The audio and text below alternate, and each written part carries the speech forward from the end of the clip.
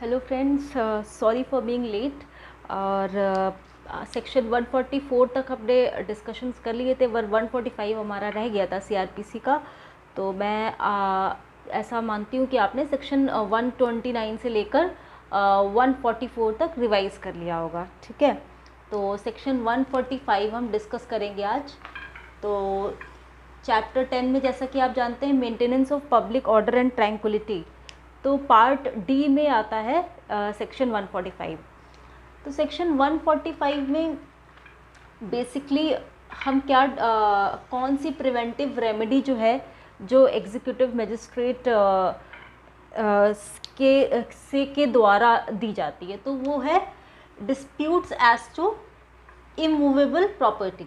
ठीक है, तो यानी कि किसी भी इमूवेबल प्रॉपर्टी यानी कि लैंड या उसका कोई लैंड बिल्डिंग या फिर कोई वाटर बाउंड्रीज, उससे अगर कोई डिस्प्यूट होने वाला है जिससे कि पीस अफेक्ट होगा। ठीक है, any dispute concerning the land और water boundaries which is likely to affect the breach of peace, तो इसके लिए क्या प्रोसीजर है अंडर सीआरपीसी, वही हम डिस्कस करेंगे। तो सेक्शन 145 में ये दिया है। तो इसमें अकॉर्डिंग एग्जीक्यूटिव मजिस्ट्रेट ये पावर एक्सरसाइज करता है कि अगर किसी लैंड पे कोई डिस्प्यूट हो रहा है जिससे कि पीस अफेक्ट होने वाला हो, तो एग्जीक्यूटिव मजिस्ट्रेट। अच्छा, यहाँ पे सेक्शन 144 की तरह क्लासिफिकेशन नहीं है कि कौन सा एग्जीक्यूटिव मजिस्ट्रेट होगा, डीएम या एसडीएम वगैरह होगा। तो यहाँ पे कोई भी एग्जीक्यूटिव मजिस्ट्रेट हो सकता है, लेकिन उसकी जुरिसडिक्शन में dispute concerning the property should be there. ठीक है, तो उसी की जुरिसडिक्शन में होना चाहिए। This is important. ठीक है, उसके अलावा अच्छा, सेक्शन 145 पूछा कहाँ जाता है? सेक्शन 145 एपीओ मीन्स में स्पेशली शॉर्ट नोट्स में पूछ लिया जाता है, 5 नंबर्स या फिर 6 नंबर्स, इस तरह से क्वेश्चन आता है, काफ़ी रिपीट हुआ है। और उसके अलावा पीटी के लिए तो आपके लिए इम्पॉर्टेंट है ही, सारे एग्ज़ाम्स के लिए, जितने भी जुडिशियल एग्ज़ाम्स हैं। ठीक है, तो एग्जीक्यूटिव मजिस्ट्रेट को जब पता लगता है कि कोई ऐसा डिस्प्यूट होने वाला है जहाँ इमूवेबल प्रॉपर्टी पे, यानी कि लैंड और वाटर बाउंड्रीज पे, और इस लैंड और लैंड का मतलब क्या है, क्लॉज 2 में अच्छे से स्पेसिफाइड है कि लैंड का मतलब बिल्डिंग हो सकता है, मार्केट हो सकता है, या कोई प्रोड्यूस ऑफ लैंड हो सकता है, यानी कि फिशरीज और क्रॉप्स भी हो सकता है। ठीक है, तो अगर ऐसी जगह पे लैंड और वाटर बाउंड्रीज पे कोई डिस्प्यूट होने वाला है जिससे कि पीस अफेक्ट होगा, तो प्रिवेंटिव रेमेडी जो है वो एग्जीक्यूटिव मजिस्ट्रेट एक्सरसाइज करता है। यानी कि ये एक तरीके से प्रिवेंटिव रेमेडी है to prevent the breach of peace. ठीक है, तो यहाँ पे जब हम देख रहे हैं क्रिमिनल में ऐसी रेमेडी दी है, तो आपको तुरंत याद आना चाहिए कि सिविल में भी रेमेडी है। अगर कहीं पर डिस्प्यूट रिगार्डिंग इमूवेबल प्रॉपर्टी होता है, और भले ही वो टाइटल से रिलेटेड ना हो, पोजीशन से रिलेटेड हो, तो ऐसा ही स्पेसिफिक रिलीफ में भी होता है। ये भी मैं आपसे शॉर्ट में डिस्कस कर लूँगी, बट पहले हम सेक्शन 145 का पर्पस समझ लेते हैं। तो सेक्शन 145 में क्योंकि सिविल में भी रेमेडी है, क्रिमिनल में ये रेमेडी इसीलिए दी गई है, एग्जीक्यूटिव मजिस्ट्रेट को पावर इसीलिए दिया गया है ताकि वो स्पीडी रेमेडी दे सके। यानी कि ये सब कुछ जो प्रोसीजर होगा, एग्जीक्यूटिव मजिस्ट्रेट जो भी करेगा वो स्पीडी रेमेडी देने के लिए। ठीक है, तो यहाँ पे एग्जीक्यूटिव मजिस्ट्रेट क्या करेगा, जब उसको किसी पुलिस ऑफिसर से या फिर अदरवाइज उसको इन्फॉर्मेशन पता लगती है कि उसको इन्फॉर्मेशन पता लगती है थ्रू द पुलिस ऑफिसर और एनी अदर पर्सन कि कोई एक ऐसी लैंड है या कोई ऐसी एक मार्केट या बिल्डिंग है जहाँ पे पीस अफेक्ट हो जाएगा। ठीक है, तो वहाँ पे एग्जीक्यूटिव मजिस्ट्रेट क्या करता है, सबसे पहले एग्जीक्यूटिव मजिस्ट्रेट एक ऑर्डर देता है राइटिंग में, जो जिस जगह पे ऐसा कुछ होने वाला है। ठीक है, तो उन पार्टीज़ को ऑर्डर इन राइटिंग भेजता है कि आप इस डेट पे मेरे सामने प्रेजेंट हुइए और रिटन स्टेटमेंट दीजिए कि आपका क्या मेरिट है, यहाँ पे आप कब से रह रहे हैं, आपका पोजीशन का क्या आपका क्या पोजीशन है। ठीक है, मतलब अगर आप इस बिल्डिंग में रह रहे हैं तो what is your claim to the position. ठीक है, तो यहाँ पे जो भी हम डिस्प्यूट इमूवेबल प्रॉपर्टी की बात कर रहे हैं, यहाँ पे कोई टाइटल का डिस्कशन नहीं होगा। यानी कि आप मान लीजिए मैं कहीं पे मेरा अगर घर है, वहाँ पे कोई डिस्प्यूट होने वाला है, तो अगर मैं वहाँ पे रह रही हूँ, ठीक है, तो ज़रूरी नहीं है कि मैं वहाँ की ओनर हूँ या फिर वहाँ की टेनेंट हूँ। सिंपल सी बात है कि सेक्शन 145 जो है ये किसी टाइटल को डिटरमिन करने की बात नहीं करता, क्योंकि वो काम सिविल कोड करेगा। ये बात करता है पोजीशन को डिटरमिन करने की। यानी कि अगर मैं वैसे भी किसी भी रोल में रह रही हूँ, एक बिल्डिंग में या फिर किसी भी घर में रह रही हूँ, तो अगर वहाँ पे सपोज़ कोई ओनर, अगर पता लगता है कि कोई ओनर है, वो मुझे वहाँ से निकाल देगा या फिर किसी और रिगार्डिंग कुछ डिस्प्यूट्स हो रहे हैं, ठीक है, तो यहाँ पे ये इम्पॉर्टेंट नहीं है कि मेरे पास टाइटल है कि नहीं, मैं ओनर हूँ कि नहीं, मैं किस हक से वहाँ रह रही हूँ।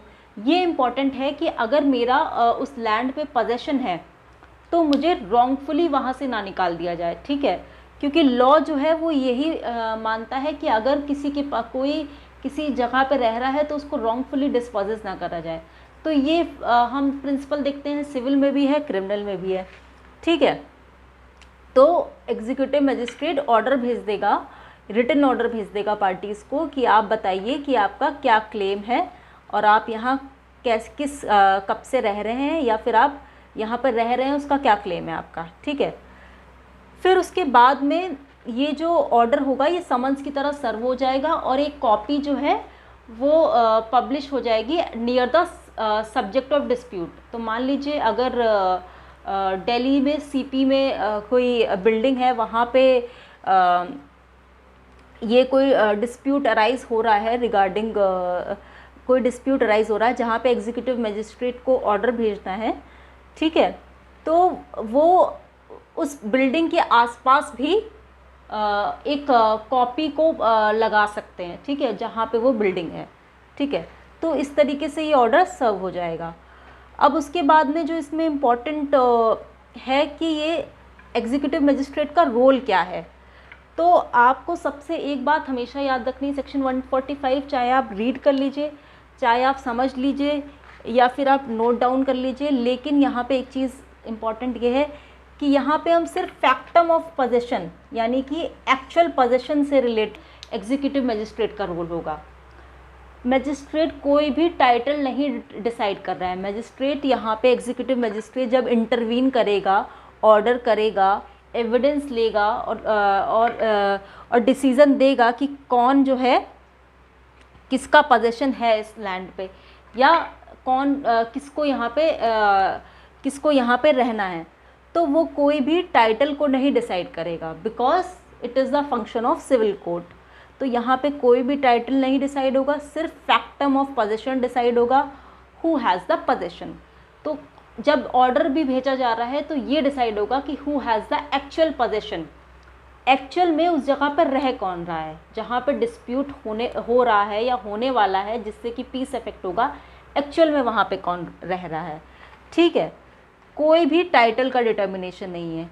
और इसीलिए एक केस आया था यूनियन ऑफ इंडिया वर्सेस अजीबुन निसा खातून, ठीक है, यूनियन ऑफ इंडिया वर्सेस अजीबुन निसा खातून 2000 का डिसाइडेड केस है। प्रिलिमिनरी में भी ये केस पूछा गया है कि ये केस कौन से सेक्शन से है, तो आंसर इज़ ऑब्वियसली सेक्शन 145। तो इस केस में ये हेल्ड हुआ था कि सेक्शन 145 में टाइटल को डिटर्मिन नहीं करा जाता है, सिर्फ एक्चुअल पोजेशन की बात होती है कि अगर किसी बिल्डिंग में जहाँ पे डिस्प्यूट अराइज हो रहा हो, कोई रह रहा है, तो वहाँ पे कोई रॉन्गफुली डिस्पोजेस ना हो, या फिर अगर वहाँ पे पीस एग्जीक्यूटिव मजिस्ट्रेट इंटरवीन कर रहा है ताकि वहाँ का पीस जो है वो बना रहे और पीस डिस्टर्ब ना हो, तो कोई भी टाइटल की बात नहीं होगी, सिर्फ बात होगी पोजीशन की। तो इसी में ही हम ये भी समझ लेते हैं कि अगर सेक्शन 145 में फैक्टम ऑफ पोजीशन, एक्चुअल पोजीशन के रिगार्डिंग जब मजिस्ट्रेट हियरिंग करेगा और एविडेंस लेगा, ठीक है, और डिसाइड करेगा कि हु हैज़ द पोजीशन, तो यहाँ पे सिविल सूट जो है, स्पेसिफिक रिलीफ में हम देखते हैं कि सिविल सूट होगा, तो सिविल सूट बार नहीं है, सिविल सूट तब भी हो सकता है। यानी कि दो लोग हैं जहाँ पे जिस बिल्डिंग में डिस्प्यूट, सीपी का एग्जाम्पल मैंने दिया, कनॉट प्लेस दिल्ली का एग्जाम्पल दिया कि वहाँ पे किसी बिल्डिंग में डिस्प्यूट होने वाला है और एग्जीक्यूटिव मजिस्ट्रेट इंटरवीन करता है। क्यों इंटरवीन करता है? क्योंकि उसको एक स्पीडी रेमेडी देनी है, वहाँ का जो माहौल है वो भंग ना हो, पीस भंग ना हो, इसीलिए एग्जीक्यूटिव मजिस्ट्रेट इंटरवीन करता है। तो इसका मतलब ये नहीं है कि जिनके बीच में डिस्प्यूट है, टाइटल का डिस्प्यूट है, तो वो सिविल कोर्ट एक्सरसाइज नहीं करेगी। अगर टाइटल ओनरशिप से या फिर टेनेंसी से रिलेटेड जो भी क्वेश्चंस हैं तो वो सारे सिविल कोर्ट डिसाइड करेगी। तो कोई भी यहाँ पे डबल जेओपार्डी, मतलब सिविल और क्रिमिनल में कोई पैरेलल प्रोसीडिंग्स चल सकती हैं, कोई मना नहीं है कि सिविल में चल रहा है तो क्रिमिनल में नहीं चलेगा, जैसा कि मेंटेनेंस में भी आपने देखा था। ठीक है, और भी सेक्शन 144 में भी और भी हमने देखा है कि यहाँ पे ये कुछ ऐसे प्रोविजंस हैं जहाँ पे सिविल और क्रिमिनल दोनों में चलता है रेमेडी। तो सिविल में भी हम देखते हैं कि कोई भी पर्सन जो है वो रॉन्गफुली डिस्पोजेस ना हो, तो सेक्शन 6 ऑफ स्पेसिफिक रिलीफ में प्रोविज़न है कि अगर किसी को आप कोई किसी जगह पर रह रहा है, किसी प्रॉपर्टी पर रह रहा है और उसको अगर आप रॉन्गफुली डिस्पोजेस करें तो वो सेक्शन 6 में 6 महीने के अंदर सूट ला सकता है। ठीक है, तो सिमिलरली क्रिमिनल में ये रेमेडी है। तो क्रिमिनल में obviously to prevent the mischief, prevent the breach of peace, ये fast remedy, speedy remedy provide करता है through the intervention of executive magistrate. ठीक है, तो एग्जीक्यूटिव मजिस्ट्रेट क्या करेगा? हियरिंग पार्टीज़ को बुलाएगा, पहले तो ऑर्डर भेज देगा, फिर पार्टीज़ को बुलाएगा जब वो आते हैं, और फिर एविडेंस लेगा for deciding that who has possession. It is most important, who has possession and not who has right to possession. इन दोनों चीज़ों में बहुत फ़र्क है। कौन किस जगह पे एक्चुअल में रह रहा है और क्या राइट है। तो राइट से यहाँ पे मैंने क्रॉस लगाया हुआ है, राइट टू पोजेशन हम नहीं डिसाइड करेंगे। सेक्शन 145 में executive magistrate right to possession नहीं डिसाइड कर रहा है कि आप टेनेंट हैं तो आपका ये राइट टू पोजेशन है, या आप ओनर हैं तो आपका राइट टू पोजेशन है। वो सिंपली, अगर कोई ट्रेसपासर भी आके रह रहा है, वो सिंपली ये डिसाइड करेगा एक्चुअल में किसका पोजेशन है, कौन रह रहा है।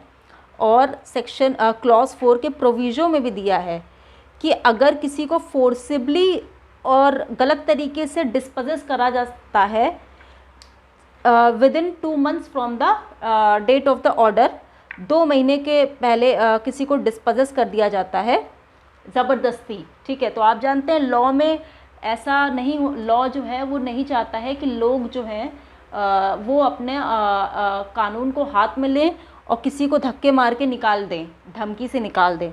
तो इसीलिए अगर किसी को रॉन्गफुली डिस्पोजेस कर दिया जाता है within 2 months from the date of order, मान लीजिए कि कोई सूट लाई होता है, क्रिमिनल प्रोसीडिंग्स सेक्शन 145 में स्टार्ट होती हैं और फिर कोई किसी को रॉन्गफुली डिस्पोजेस कर देता है, तो माना जाएगा कि वो पोजेशन में था, मतलब उसको वो रॉन्गफुली डिस्पोजेस कर दिया गया है लेकिन फिर भी माना जाएगा कि वो पोजेशन में था। It is called deemed possession of person forcibly और रॉन्गफुली डिस्पोजेस्ड। ठीक है, if you'll read the proviso again, clause 4 proviso, you will understand the concept. फिर उसके बाद में दिया गया है कि अगर कोई लैंड, कोई क्रॉप और कोई ऐसे प्रोड्यूस की बात है जो कि speedy, which is subject to speedy and natural decay, तो उसकी कस्टडी कौन किसके पास रहनी चाहिए ये भी एग्जीक्यूटिव मजिस्ट्रेट डिसाइड कर लेगा, या फिर उसको बेच देना चाहिए, जो भी है। ठीक है, फिर मान लीजिए जो पार्टी है उसमें से डेथ हो जाती है किसी की, जो पार्टी है, तो वहाँ पे लीगल रिप्रेजेंटेटिव को पार्टी बना दिया जाएगा। तो लीगल रिप्रेजेंटेटिव में भी अगर डाउट होता है, आई थिंक ये क्लॉज 8 में दिया है। ठीक है, तो लीगल रिप्रेजेंटेटिव में अगर डाउट होता है कि who is the legal representative, तो जितने भी लोग कह रहे हैं, जितने लोगों पे भी लगता है कि ये लीगल रिप्रेजेंटेटिव हो सकते हैं, सबको पार्टी बना दिया जाएगा और केस चलता रहेगा।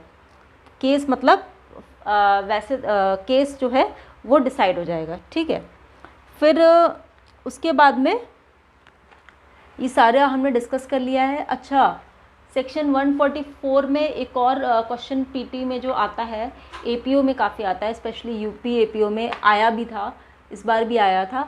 तो वो केस था परवीन भाई थोगड़िया वर्सेस स्टेट ऑफ कर्नाटका। सो परवीन भाई थोगड़िया वर्सेस स्टेट ऑफ कर्नाटका 2004 का डिसाइडेड केस है।